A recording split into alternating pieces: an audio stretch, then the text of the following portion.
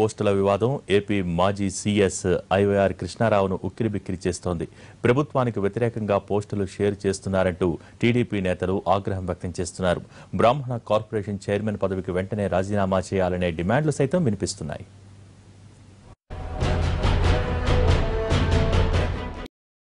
IYR గారు nominated పదవిలో ఉంటూ ప్రభుత్వాన్ని, చంద్రబాబును ఇంత ఘోరంగా అవమానించడం అంటే ఆయన్ను ఎన్నుకున్న ప్రజలను కూడా అవమానించినట్లే.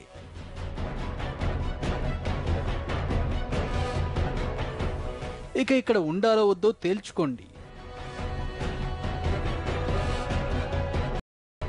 ఇవి ఏపీ మాజీ సీఎస్ ఐవైఆర్ కృష్ణారావుపై సోషల్ మీడియాలో వస్తున్న కామెంట్స్.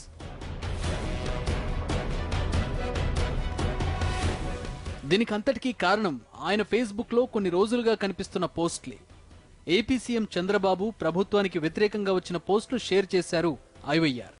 ఇవి ఆయనే షేర్ చేశారో లేదో కానీ ఆయన పేజీలో ఉండడం, వాటిని తొలగించకపోవడం, తన అకౌంట్ హ్యాక్ అయిందని కూడా ప్రకటించకపోవడంతో కృష్ణారావు తీరుపై తీవ్ర అభ్యంతరాలు వ్యక్తమవుతున్నాయి.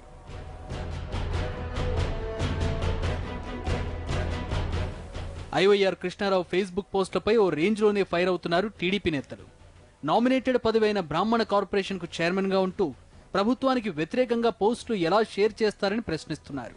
బ్రాహ్మణ కార్పొరేషన్ చైర్మన్ పదవి ఇచ్చిన ఐవైఆర్ విశ్వాసం లేకుండా ప్రవర్తిస్తున్నారని సోషల్ మీడియాలో తీవ్ర ఆగ్రహం వ్యక్తం చేస్తున్నారు.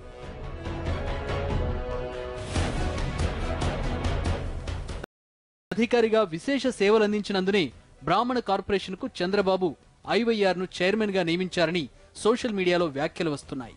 అయితే ఆ కృతజ్ఞతను కూడా విస్మరించి కృష్ణారావు వ్యవహరిస్తున్నారని విమర్శలు వినిపిస్తున్నాయి. తన అకౌంట్ హ్యాక్ అయి ఉంటే ఆ ప్రకటన చేసేవారని, అది కూడా లేకపోవడంతో కావాలని అలా పోస్టులు చేస్తున్నారని టీడీపీ నేతలు భావిస్తున్నారు. దీంతో ప్రస్తుతం అనుభవిస్తున్న పదవికి వెంటనే రాజీనామా చేయాలని డిమాండ్ చేస్తున్నారు.